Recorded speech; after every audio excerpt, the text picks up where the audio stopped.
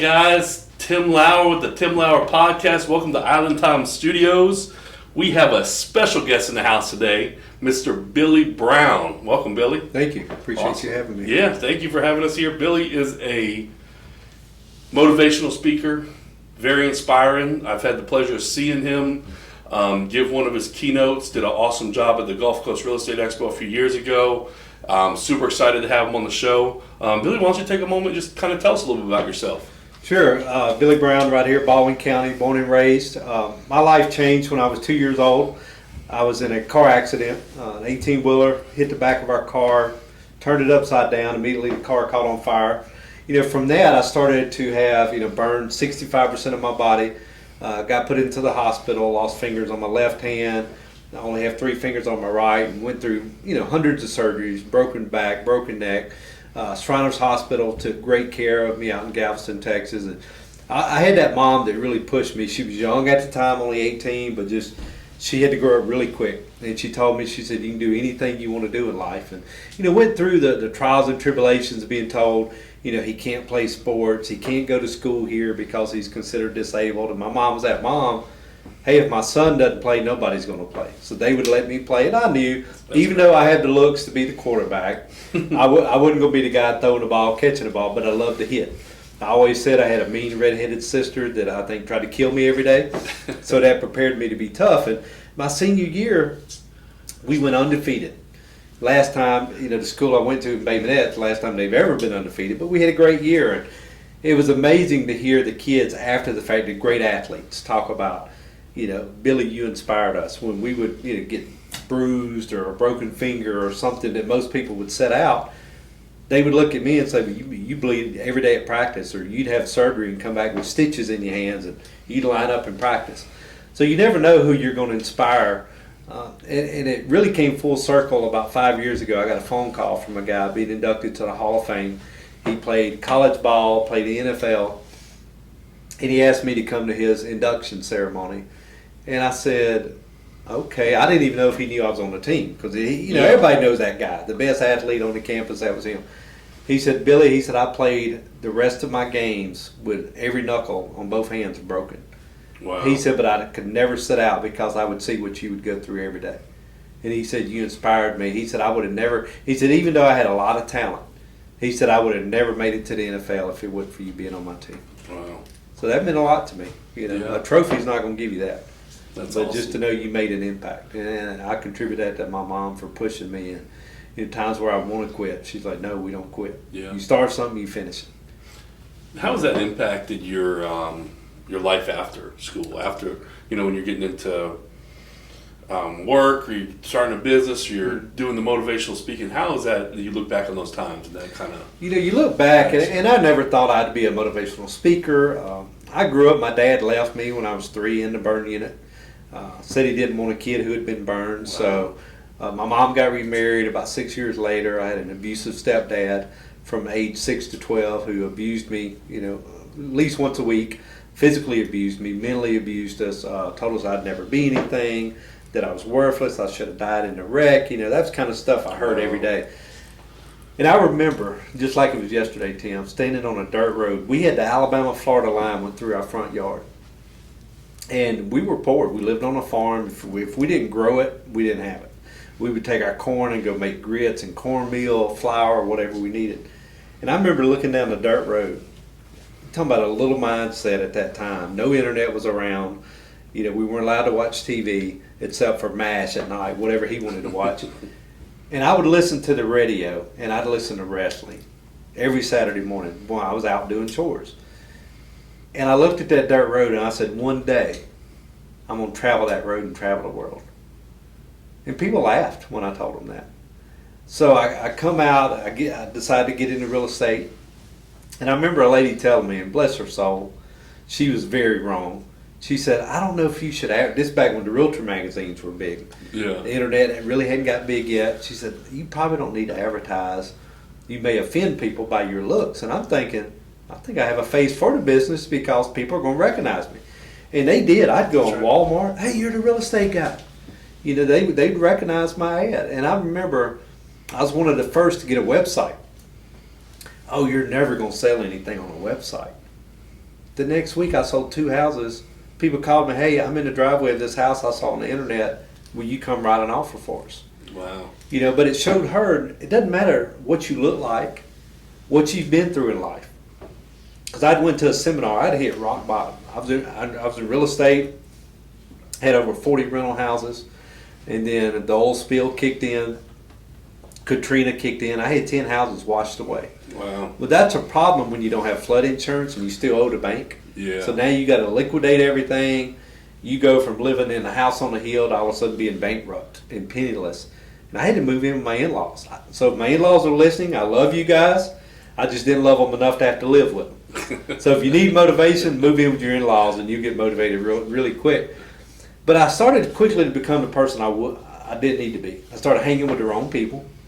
Because the 3 to 5 people you hang out with, guess what? You become just like them. That's right. So if you want to be a deadbeat, hang out with a bunch of deadbeats. You want to be a drunk, hang out with people drinking. I was out hanging out with people drinking and being in the wrong places. And my wife came to me, and I thank God for her. She said, you need to do something. You're not the man that I fell in love with. You're not the man that I married. And she did it in a loving way, not just criticizing me. She's never criticized. Just saying, hey, you need to wake up. So somebody said, hey, you need to go see this guy called Tony Robbins. I didn't know who Tony Robbins was. Looked him up. All I knew is he wrote the movie Shallow Hal, which I loved. So I didn't have any money. A guy believed in me so much. I barely knew this guy. Met him one time. He said, I'm going to give you a ticket. He said, but you got to get yourself to the event. So I drive down to the event. I pack a bag with crackers because I'm going to sleep in my car. I don't have any money for a hotel room. And I get to the event, I start helping these people that are in the disabled section. And they thought I worked for Tony. And that's just my heart of being a servant. I'm like, no, you need water. So an employee for Tony said, look, I'm going to give you a radio. Need something, call me. So if you need a chair, you need water. So I got to go in. She said, since you helped them, you can sit anywhere on the front row that you want to sit. Wow. That's a $10,000 ticket area. That's where Oprah sits, Usher, past presidents, a lot of bigwigs. So I'm sitting next to a guy, and he's got jeans on and a t-shirt. Looks like he's a bum. And I said, what do you do? He said, oh, we got this little internet company called Google. So wow. and I was like, oh, okay. So then the guy on the other side, I said, what do you do? He said, I own a little company called Zappos, a shoe, world's largest. I didn't know what it was. I had to text my wife. Then the guy next to him was the founder of UFC. Wow. So I'm sitting by these guys, multi-millionaires. And I'm like, wow, they're just like me. Yeah. So my thinking starts to change. And we go through that event that night. We have to do a fire walk. And nobody told me that I had to walk barefoot on fire. I've heard all the stories. Oh, it's a cult. You don't need to go. So they say, you got to walk on fire. And I'm thinking my feet aren't burned. I don't want them to be burned right now. So I get there. I get the fire walk. I get about halfway. And I get in Tony's lane. After they moved me about 10 different times, I'm thinking this is God saying, put your shoes on and get out. But I remember going about halfway across, and I see this beautiful blonde call my name. Billy, come to me. So I'm thinking I've died. I've burnt to death on these hot coals. Oh, no. I'm like, God sent the prettiest angel, so I went to her. Come to find out it was Tony's wife. They had heard about me. I got to go backstage meeting. And he says, I want you to share your story. I never thought about being a speaker. He says, I'm going to send you to a speaker's boot camp in Las Vegas next week. I'm going to pay for it. Once again, somebody stepping up because they saw more in me than I saw in myself. And I go to this event, there's only 10 people there. And everybody there is either millionaires or billionaires. Hearing these stories, of what they overcome. One lady was on marriage number 9. I call that a high achiever. I probably would have gave up after the second one. But marriage number 9, her and her husband invented something that most people use, and it's called a SIM card that is in phones. And she's worth hundreds of millions of dollars. Wow. Another lady invented the dragon speaking software. So you start to hear all these stories, but you hear the pre-stories of what they went through. It's like, wow. So I come out of that, get back in, get busy, get going. There's trials and tribulations. From that, get into, coaching. I start coaching. I really enjoyed that, coaching football, soccer. I had a young kid at the time. He's now a senior. But after the world changed with COVID, everything stopped. Being I wasn't a full-time employee, I didn't get a check in the mail. Right. So I'm like, I got to do something different. So I was doing a little bit of everything, but then Hurricane Sally hit. So Sally kicks in, decimates everything. We have no money coming in. I'm like, what am I going to do? We had just sold our house pre-COVID, so we had a little bit of money. So I told the wife, I used to be in construction, I said, I'm going to go to Lowe's and buy some lumber. Some fence boards, posts, stuff I know people, because we were raking yard. My son said, Dad, let's start raking yard, cleaning people's yards. So we started cleaning yard. In a week, he was 15 years old. In a week, he had $1,000 cash. Wow. So then people say, hey, would you fix my fence posts? Would you do this? So we started, I said, let's start my construction company. It was still active. In 3 months, we did $345,000 in revenue. Wow. Amazing. From a rake and a shovel. Wow. Just me and my son. Yeah. I didn't know. I started getting these jobs. I didn't have any workers, but I had believed in me because I had studied prior to COVID. Grant Cardone, 10X, some other guys, and really started embracing that stuff of thinking bigger than your situations, and your past doesn't equal your future. That's right. And to look back at what we did in 3 months was amazing. I got on Facebook, just started, hey, who wants a job? Yeah. A guy called me and said, I've got some workers out of Pensacola. I'll send you. Man, we just started banging out fences. Wow. And then that went to doing decks, to doing renovations. We did real estate flips. So, and now we're averaging around 650 to 700, just organically, no advertising, other than me just posting on Facebook or Instagram, and that's opened up doors to bigger things, to the real estate investing side, which I'm excited about now. Awesome. So that's an amazing story, especially coming out of that, starting that brand new business, huge sales. What kind of message you have for entrepreneurs out there? Yeah. Well, the biggest thing is when you decide to do something, one thing you got to do is separate yourself from naysayers. Sometimes it's your own family, because you have a dream and they don't believe it because they're judging your dream on the old you. So if you believe it, you can achieve it, and you've got to immerse yourself. Here's what I truly believe. You're the gatekeeper of your mind and your heart and your soul. That's right. Now, has it been easy? No. There's times I just want to go to Lowe's and get a job working at the door checking receipts, But, it's, a guy told me, is the juice worth the squeeze? What are you willing to give up to rise up? Because if you have this mindset, I only want to work Monday through Friday, 8 to 4, you're never going to make it as an entrepreneur. Not to start out. It's not going to happen. No, that's right. You got to be willing to sacrifice. Because I know if I sacrifice now, just like my son wouldn't be able to go to private school now if I wouldn't have sacrificed for him. And I thank God for that every day.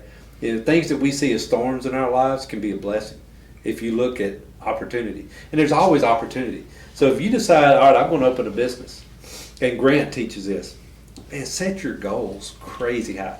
See, I could have said I want to do 100,000. I probably would have done about 60. Right. That's right. I set my goal at $1 million. Yeah. And most people, well, you didn't make it. You only ended up at 600,000. Well, let me see your bank account. That's right. I'll take that. Pretty darn good. Yeah, pretty good. And this year, $1 million is million or bust. That's where I'm going. But my goal is more than $1 million. Yeah. I set it at $3 million. And it's going to be doing the construction, doing the real estate side, because if you want to achieve something, you got to set high. You got to don't just set low, because you set low, human nature, you're going to fall below that. That's right. So it's all about mindset, and something I saw in your office, about breaking down $1 million. A lot of people see $1 million, oh, that's a big number, but then when you break it down to, monthly, weekly, daily, by the minute, by the hour, it's like, oh, I can do that. Yeah. It becomes a lot more graspable. Yeah. And then you got to get to the mindset of quitting doing stuff for free for people. You got to know your worth. If you know your worth, you got to be willing to say no. Because every time I say no to somebody, I end up with 3 times the business somewhere else. That's right. Because the ones that you say yes to, that want to nickel and dime you, that always become the hardest customer that you typically lose money on. That's right. So it's wisdom of that. But talk back to the gatekeeper. What do you read every day? What are you listening to? I will not go to bed without listening. And it may be just 2 or 3 minute clips on TikTok. I go up to the search bar and motivation, and I listen to Steve Harvey, some of those guys, Grant Cardone, just the preacher, just talk about motivation. So when I go to bed, that's in my mind, which goes to my heart and my soul. So when I wake up the next morning, I'm ready. And then when I'm getting ready, I have an app on my phone called Headway, and it gives you a book in about 8 minutes. Wow. I did 140 books last year just on that app. Wow. And then I read in between that. So you really got to be feeding your mind, because that's going to get you over the times when sometimes things just go wrong. Sometimes you're going to have, $10 in the bank account, But if you see where you're going, you won't get caught up in that. So that's the biggest thing for me. I agree. They say the average person reads one book a year. Right. So if you can do one a week, even one a month, Yeah. you're doing, one a month is 12 times the average, and I do the same thing, but I put on Audible. Right. Audible 1.25, 1.3 speed, so Right. it's just kind of gets in a little bit faster. Right. But yeah, I love what you talk about with the setting goals. I think that's huge. I think you got to set goals that scare you a little bit, that kind of get your stuff flowing. And one of the best things you could do is take your goal and add a 0 to the end of it, Right. and then see how you start to look at things differently. Like, how am I going to approach this differently? How am I going to do different things to achieve these numbers? Right. It just kind of changes your whole mindset and feeling, and that I call it my energy drink, but that bubbling in my stomach Right. when it's Well, here's something I do. It just your $100 there reminded me. In my wallet, this is when I was broke. I took a $100 bill, and it's in my wallet. So back here is a $100 bill. My wife has a $100 bill on her. My son has a $100 bill on her. And it's not to spend. yeah, It's that you have that mindset, I'm never broke. that's right. There may not be any money in the front of it at that day and that time, but I know I've always got $100. That's right. So it's a mindset, Yeah. and it's my son. Somebody asked him, "Man, you got $100?" He said, "Yeah." They said, "Oh, what you gonna buy?" He said, "Nothing," because he understands the mindset. Because he's read Think and Grow Rich, As a Man Thinketh. He's watched Grant Cardone. He saw Tony Robbins in person when he was 5 years old. That's awesome. So it's all about that mindset, and it's about if you get somewhere, say sometimes you go somewhere and a debit card doesn't work, you got to use some money. I teach my son always have cash. Yeah. Cash is king. It is. We were at Moe's the other night, and the girl said, "Can you pay card or cash?" I said, "It doesn't matter which one do you want." Yeah. But when you start eliminating the poverty mindset, because when I grew up in that, I truly had that mindset. But as life came around, I got to go back to my dad. When he was on his deathbed, I got to go see him. We got to mend our way. He asked me to baptize him. I got to baptize him. My stepdad, same thing. I got to baptize him. So don't always get caught up in the past you. But sometimes to rise up, you got to give up people. If I want to make $10 million, I need to be around people making $10 million. I can't hang around the same people, same family. Sometimes the biggest naysayers are the people closest to you. Like, I love my mom. She's a great inspiration. But when it comes to business, she has that mindset, you just need to go get a job. That's right. So I talk very little to her about the business aspect of it. So not everybody you can talk to because they don't understand it. Me and my son, we have great conversations about business. And his teacher said the other day, "Oh, I went and ate at the new whacked out wiener in town." And he said, "My dad built that." And it's something he can be proud of. And that's something that'll be there a long time. But I had people tell me I'd never do it. I have a text in my phone, a guy that I had to part ways with, and he sent me a text, "You'll never do anything, you need to do." So every time I do something or anytime I get discouraged, I go read that text. And son, it's a game on then. It motivates you. So you got to use stuff like that. Now I could have crawled in a corner somewhere and cried. Yeah. I'm like, okay, let's go. Yeah. And I'll never delete that text because it pisses me off and it motivates me. That's right. So sometimes you need those haters to push you up. So it's all about perception. I've had people my whole life call me names, doubt me. When you doubt me, okay. Just like I bought a flip. Talk about the real estate side. So I was making so much money. I'm like, all right, I got to put money somewhere. So I found a house. Couldn't get financing at the time because of all the stuff I'd been through. So I asked the owner a simple question. I said, "Hey, you got a house that has a hole in the roof. It's been sitting vacant for 8 years." I said, "I'm going to do the renovations myself. I'll spend my own money." I said, "Would you finance it to me?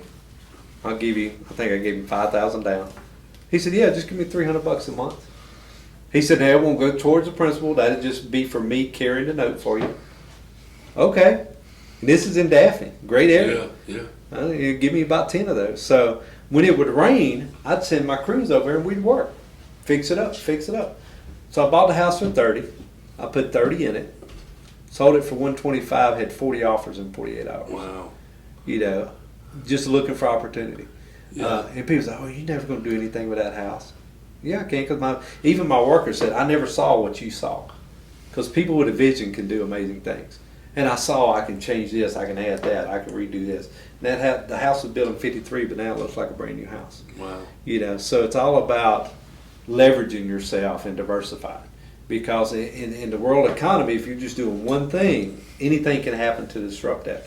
But if I'm doing multiple things, multiple streams of income, It's a lot harder to disrupt. it's a lot harder, and then my family's protected. That's Because right. at the end of the day, the only person that cares about your family is you. That's right. And the way I think about it, I'm not going to depend on the government. I'm not going to depend on you can't. You've got to look out for you. And when you do that, you can bless a lot of people. One of my most favorite things is when a sports team calls local high school or middle school and they need money for sponsorships, to be able to just write a check. Yeah. That's huge. To me, that's huge. To be able to bless others. Know that your hard work pays off. It's not about a flashy car, a flashy boat. Same thing with a truck. Wanted to buy a truck. My work truck I had 520,000 miles on it, and I was out there working in it every day. Wow. And I saw a guy with a truck for sale on the side of the road. I didn't want to finance it. I said, "Hey, you selling that truck?" He said, "Well, yeah, I'm selling it for a guy who's on hospice. He's dying of cancer." I said, "Okay." I said, "Man, can I get the truck and just give you 3 payments?" Like, "Yeah, we'll do that." 3 payments. You don't know if you don't ask. That's right. That's right. So he gave me the keys. I drove it home that day. Gave him 3 post-dated checks. Vehicle's paid for 3 months later. Wow. Without having to pay all the finance and stuff. So I just want to teach anybody that's an entrepreneur, it don't hurt to ask. No. When I got started, I didn't have the money to buy a trailer. So I borrowed a trailer. The mayor, I said, "Hey, mayor, you got 2 trailers in the yard. Can I borrow one?" He was like, "Heck yeah." He said, it needed some wiring harness, a couple things. Will you do that? I said, "Heck yeah, we'll do it." So I used it for a year. Wow. Went to get a trailer. Same thing with the trailer guy. He's like, "Yeah, I got this." I think it was about $1,800. That we didn't have it yet. And same thing. I said, "Man, I'll give you half and pay the other half." And he said, "Okay." So people will help you when they see you out there hustling and moving. That's right. And then it just blew up from there. So, Awesome. and I had a guy call me yesterday about a fence. A young guy bought a house. I used to coach him. He said, "Coach, I bought a house. I thought I was going to go USDA, so we were going to have some money. Income-wise, I had to swap to conventional." He said, "Can you do a payment plan on a fence?" I said, "Typically I don't, but for you I can." That's right. So it's nice. I want to be to help somebody like I was helped. Yeah. And awesome. So it's good. So That's it works awesome. out. So with the current market of the real estate, what do you think? What do you think about the real estate market right now? I'm more excited about the real estate market now than I ever have been. I've bought tax liens, tax sales, foreclosures. I bought a lot in Daphne. I think I'm $250 in it. I get a deed on it this year. Wow. I'm really excited about that. Good location. But I'm starting to see similar patterns of 2007, 2008, because a lot of people through COVID just didn't pay their bills. Yeah, that's right. So now their loans are being foreclosed on. And the foreclosure list is doubling almost every week. Wow. So opportunity is coming. A lot of people bought, and a lot of asset companies are getting out of the market. That's to be where the real assets are. Yeah. Is where a lot of these big money people bought a bunch of stuff. Now they're going to liquidate it. A lot of them lost money in the stock market or the Bitcoin market. So you're starting to see a lot of those big conglomerates unload. A lot of them have bought tax sales. They're trying to unload the properties now. So I really see in the next, people with cash, they're going to win. Yeah. Because there's some deals fixing to hit the market. I'm seeing it. There was a house the other day, probably a $400,000 house, was on foreclosure for $38,000. Wow, unbelievable. In Saraland. Unbelievable. So I dug in. The guy just didn't pay his bills during COVID. Unbelievable. And now he's gotten so far behind on everything, he can't catch up. So deals are coming. So right now is the time to be looking, getting your partnerships together, getting your contractors lined up, because there are deals in the market. I remember this time last year, you couldn't get a deal. No, everything was selling. Everything was fighting. Or it was multiple offers. Multiple offers. I looked at a house in Mobile the other day, $14,000. That didn't exist last year. Wow. And it'd be a great rental for somebody. Need some work, but you're starting to see these, and I'm getting calls twice a week now, people with real estate deals.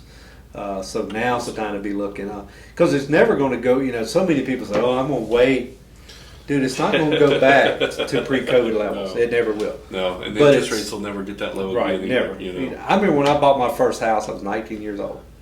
Interest rates were 14%. Wow. You know, so if Don't it age cash yourself flow, now. yeah, if it cash flows, that's what matters. That's right. Just like in lumber, Exactly. people say, "Well, I'm going to wait and build a fence." I'm like, lumber's is the lowest it was pre-COVID. It's never going to go lower than that because when spring kicks in, guess what happens? Supply and demand is going to go back Yeah. up, and you're starting to see the prices trickle back up now Yeah. with lumber. So if you're going to build, now's the time to do it. If you're going to do renovations, now's the time to do it. You know, in a year or two from now, it's not going to be the time. Interest rates are going to keep climbing. So if you're going to buy, this needs to be the year that you're buying. From an investor standpoint, from a real estate, home buyer standpoint, because it's not going to get any better in the next year. But opportunity is going to get better. Yeah. So if you're looking, Big commercial properties are hot, multifamilies, all that stuff's out there. And there's people pulling their money out of the stock market, pulling their money out of 401k to invest. Yep. So now's the time that you need to be looking for those guys and I kind of did get in that- your inner circle. I did that same thing about 4 or 5 years ago. I pulled all my money out of my 401k, and I'm so thankful I did. I Right. put it in the real estate, and it's grown exponentially from where it would have grown in the stock market. Right, yeah, you'll never get that in the stock market. And that's, used to patterns was consistent, but it's been, the last 10 years has been hard. But, with real estate, you got an asset that's tangible. You can go look at it, you can ride by it, you can insure it. Where the stock market, you can't insure that. No. But if I can ride by a building or a house or an apartment complex and know that's mine, and the value is just going to go up, especially, in Baldwin County. Oh, it's blowing up. Anything you buy, my mindset in 5 years is going to double in value. Yeah. I truly believe that.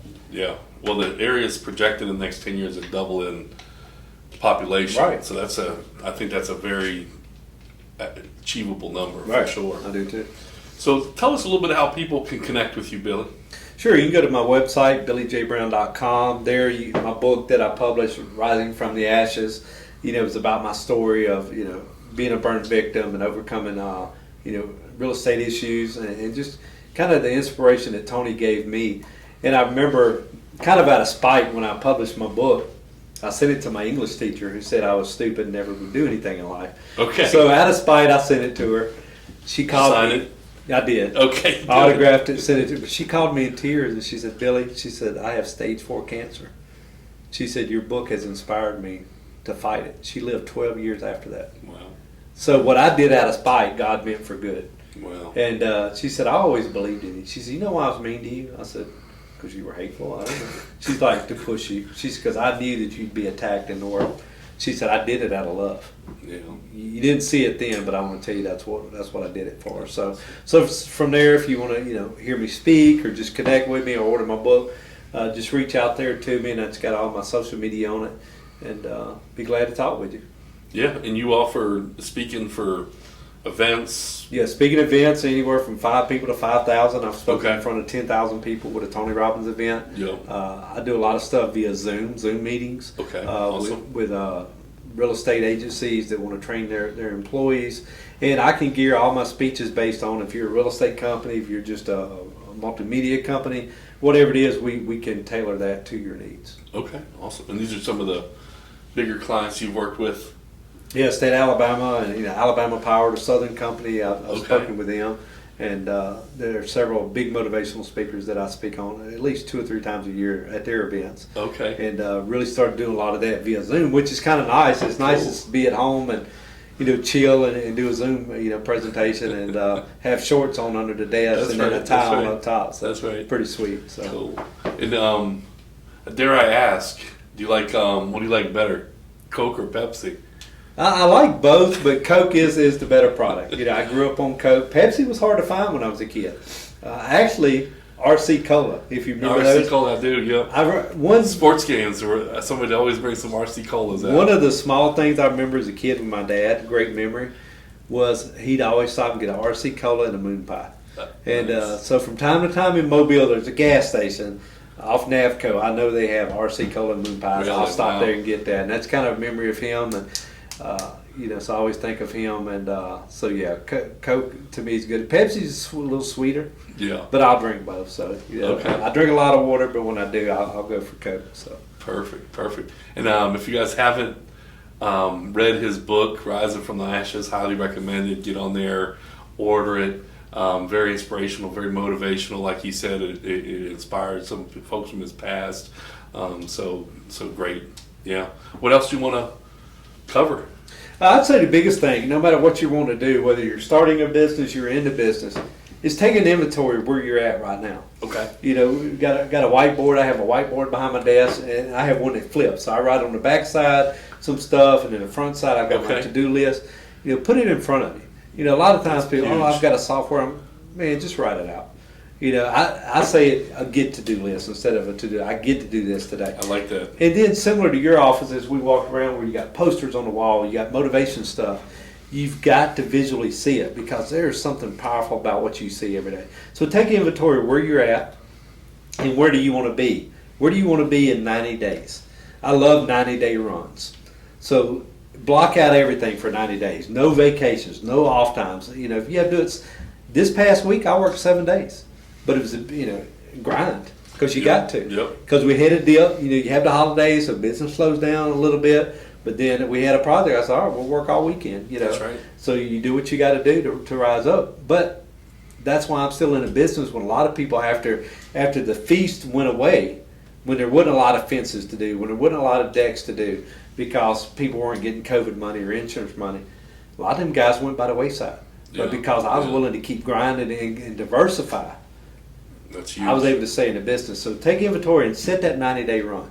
What income do you want to have in 90 days? What debts do you want to be paid off? Where do you want to live? Maybe you don't want to live in the area you're living in. Maybe you need a new spouse in 90 days. I don't know. Whatever it is, take inventory of your health. How healthy do you want to be? Like every night, I'm in the gym. I'll work all day, sometimes 5, 6 o'clock, but I come home, my son gets home from soccer, we're at the gym. Because I know to be able to be successful, I've got to take care of me. That's right. So where do you want to be health-wise? Where do you want to be financially? And then where do you want to be emotionally in relationship? If you'll write those 4 categories out and then set some action steps. Okay, if I want to have $10,000 in the bank in savings in 90 days, or I want to have $100,000, then you need to do 10 times the revenue to have that. So if you want $100,000 in the bank, go out and get it. There's a book, the 1 Minute Millionaire, and it talks about how a lady had to come up with that money to get her kids back. And it talked about just brainstorming different things, because sometimes things you want to do is not what's going to get you there. Yeah. But if you do multiple things, one of them is going to take root and really start to multiply for you. That's right. That's so, great. So that's the biggest takeaway: 90-day run. It'll change your life. It changed my life.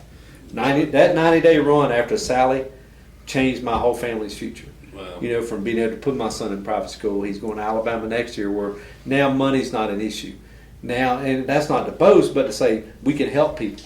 We can, and it showed my son that he could do anything that he wanted to do. He wanted a gaming system that Christmas. He paid cash for it himself. Yeah. He didn't ask me. It was $1,500. He paid cash for it. He Wow. came in there, put it on the table. You order this for me. So it's about that mindset.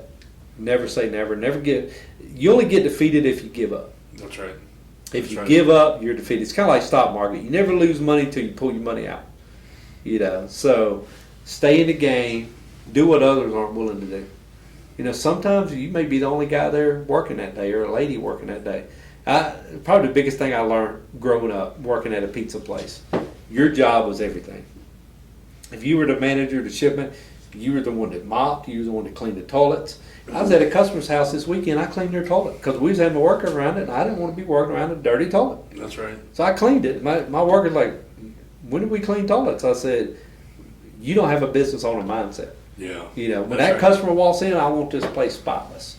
When I leave, I'm so, because, we'll get that. No, I got it. Yeah. I'm going to leave it clean. It's going to be cleaner when I leave than before I got here. That's just my mindset. So think about what are you willing to do to separate you from everybody else. Because your word's your bond. And that's why my business is 100% referrals. I don't do any advertising other than organic Facebook posting. I spend $0 on advertising. That's great. So people that say, I don't have the money, that's just an excuse. That's a lie that the economy has told you, that you got to spend money to make money. No, you don't. People want people that are authentic. You know, just like I followed your business when you did the inspections. So much of that was organic, Yeah.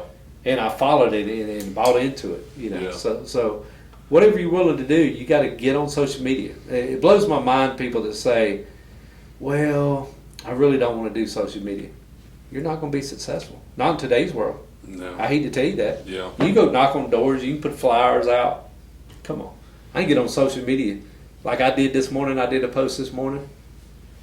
So from Daphne to here is what, 40 minutes? Yep. I booked 3 jobs. Wow. Didn't cost me a That's awesome. dime. It took me 30 seconds just to post, hey, we do A, B, and C. Who needs our services? That's it. And then people on there highly recommending, please give him a call. Yep. So that's what it's about. So, Awesome. good. Awesome. Well, awesome having you on today, Billy. Always inspiration. Definitely check him out on his website. Follow him on Facebook. Facebook, Instagram, TikTok. You can be one of TikTok, my nice. 100,000 followers on there. Okay, And, sweet. so you got to put yourself out there on every channel. Yeah, And every channel changes daily. So it does. yeah, Who knows what tomorrow will bring? that's right. So, So, but I appreciate you having me on. yeah. Always Thank a you, pleasure, brother. Billy. Thank you, sir. Yes, sir. Thank you guys, and be blessed.